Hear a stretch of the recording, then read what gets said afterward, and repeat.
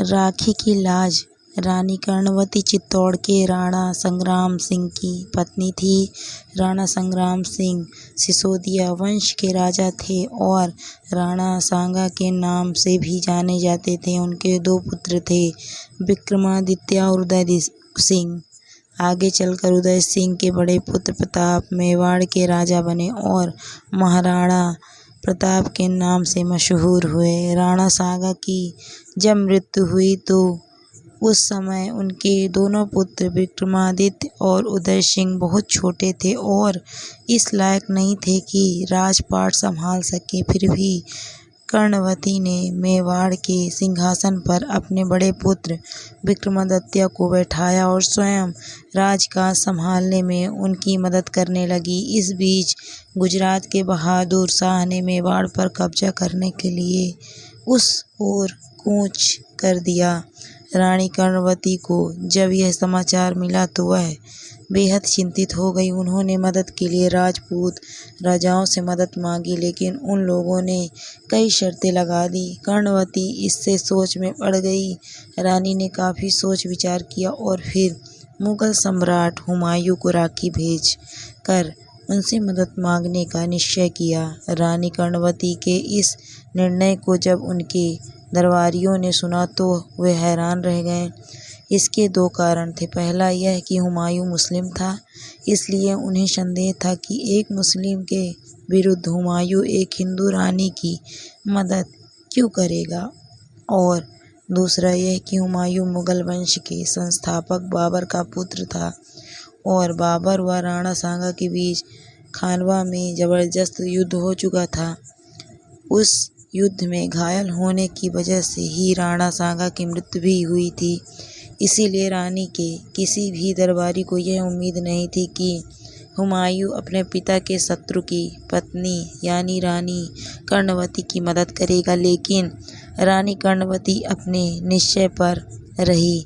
वे बोली, हुमायूं भले ही मुस्लिम हैं पर वे भारतवर्ष के एक बड़े सुल्तान हैं। मुझे पूरा यकीन है कि वे रिश्तों की अहमियत समझते होंगे और मेरी राखी की लाज रखेंगे। कर्णवती की राखी लेकर जब पत्रवाहक दिल्ली पहुंचा तो उसे पता चला कि वे हुमायूं इस समय ग्वालियर में हैं। हुमायूं ने उस वक्त ग्वालियर में अपना पड़ाव डाल रखा था और वह बंगाल पर आक्रमण की तैयारी कर रहा था।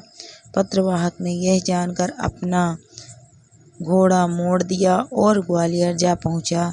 रानी कर्णवती की राखी और उसका पत्र देखकर हुमायूं को आश्चर्य मिश्रित प्रसन्नता हुई। उसने पत्रवाहक से कहा कि आप अपनी रानी साहिबा से कहिएगा कि वे अपना हौसला बनाए रखें। मैं जल्दी ही अपनी सेना लेकर चित्तौड़ पहुंच रहा हूं।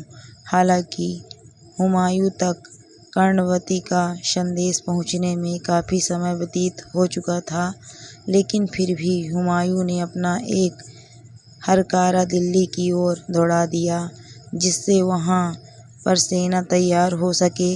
उसके बाद उसने दिल्ली की ओर कूच किया। दिल्ली पहुंचकर हुमायूं ने एक बड़ी सी सेना ली और फिर और चित्तौड़ की ओर चल पड़ा। लेकिन हुमायूं के चित्तौड़ पहुंचने से पहले ही गुजरात का शासक बहादुर शाह चित्तौड़ जा पहुंचा।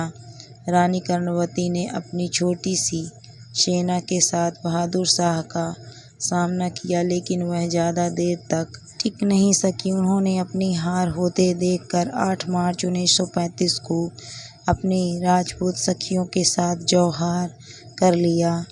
कर्णवती के जौहर करते ही चित्तौड़ की सेना का रहा सहा मनोबल भी जाता रहा। इससे उसने घुटने टेक दिए और चित्तौड़ पर बहादुर शाह का कब्जा हो गया। हुमायूं जब अपनी सेना लेकर चित्तौड़ पहुंचा तो वहां पर बहादुर शाह का कब्जा हो चुका था। वहीं पर उसे रानी कर्णवती के जौहर की भी खबर मिली। यह सुनकर उसे बहुत दुख हुआ, लेकिन जब उसे यह खबर मिली कि कर्णवती के दोनों पुत्र विक्रमादित्य और उदय सिंह बूंदी के किले में सुरक्षित हैं तो उसे थोड़ा सुकून मिला। हुमायूं ने कर्णवती की राखी की लाज को रखते हुए बहादुर शाह को चित्तौड़ से मार कर भगा दिया। इसके बाद उसने बूंदी से उनके पुत्रों को बुलवाया और चित्तौड़ का सिंहासन कर्णवती के बड़े पुत्र विक्रमादित्य के हवाले कर दिया।